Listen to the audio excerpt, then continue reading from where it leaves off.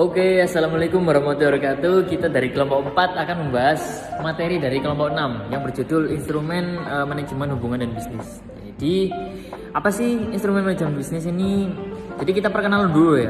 Jadi dalam bab ini, menurut kelompok 6, ini dimaksudkan untuk mengisi dimensi efektivitas manajemen hubungan bisnis yang berarti penciptaan nilai pelanggan dengan ide dan kehidupan. Nah, kemudian pada instrumen manajemen hubungan bisnis ini terdapat loyalitas pelanggan juga. Nah, tujuannya itu untuk apa? Jadi dari hubungan bisnis yang sudah ada dan menguntungkan, jadi untuk menjaga dan mempertahankan hubungan tersebut. Nah, yang kedua, cara mendasar untuk mencapai hal ini adalah dengan mempertahankan atau meningkatkan nilai bagi pelanggan dan dengan menciptakan biaya peralihan bagi pelanggan. Kemudian efek sekundernya ini apa sih dari penerapan instrumen terhadap perusahaan pemasok? Yang pertama adalah dalam manajemen hubungan bisnis, objek dari upaya pemasaran adalah pelanggan individu dan tujuannya adalah menemukan solusi untuk memenuhi kebutuhannya dan memecahkan masalahnya dalam hubungan bisnis. Jadi instrumen dari berbagai bidang ini seringkali digabungkan untuk membentuk suatu paket tindakan secara keseluruhan. Yang kedua, dalam kasus-kasus di mana hubungan bisnis sangat insentif, juga seringkali muncul kerja sama antar pelanggan dan pemasok.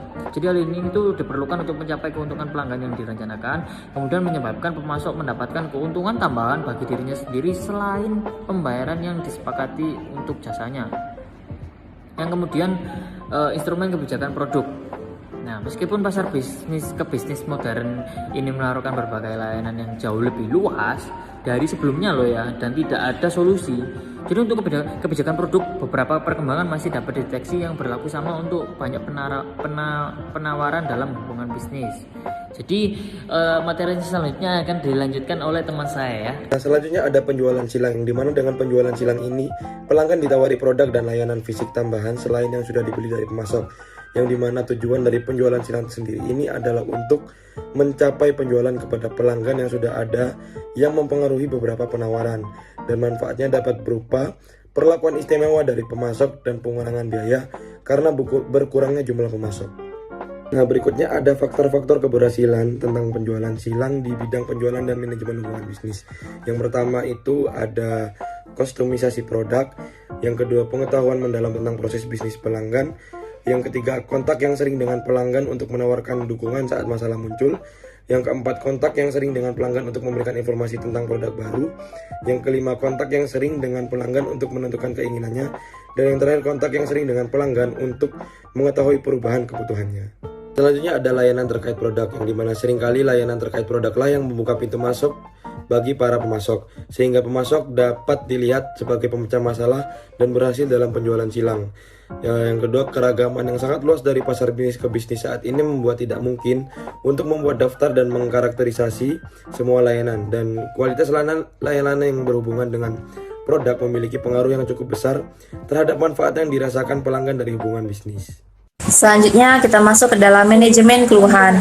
Agar dapat menggunakan manajemen keluhan untuk mengubah ketidakpuasan transaksi menjadi kepuasan keluhan, penting bagi pemasok untuk menciptakan saluran yang tepat bagi pelanggan yang tidak puas, di mana keluhan yang diajukan dapat didaftarkan dan diproses dengan baik, dan pelanggan menerima reaksi yang sesuai. Adapun faktor-faktor berikut ini adalah penentu zona toleransi keluhan. Yang pertama, ada pemahaman akan peran seseorang. Yang kedua, relevansi masalah. Yang ketiga, persepsi kesalahan pemasok. Dan yang keempat, jenis eksplisit dan implisit untuk bereaksi pengalaman keluhan. Kemudian, kita bisa memperkuat hubungan pribadi antara personel pemasok dan pelanggan dengan mengizinkan karyawan yang memiliki kesamaan untuk berinteraksi satu sama lain. Kemudian kita juga bisa memperkuat hubungan pribadi antara personel pemasok dan pelanggan. Hubungan baik antara karyawan pemasok dan pelanggan berdampak baik bagi perusahaan pemasok dalam beberapa hal. Yang pertama, hubungan baik membuat pelanggan lebih toleran ketika pemasok melakukan kesalahan. Dan yang kedua, konsekuensi dari transaksi yang menyebabkan ketidakpuasan tidak terlalu parah. Jadi, hubungan baik mendukung manajemen keluhan. Hubungan baik juga terbukti memiliki efek positif terhadap kepuasan pelanggan, loyalitas pelanggan, dan kemungkinan rekomendasi. Sekian dan terima kasih.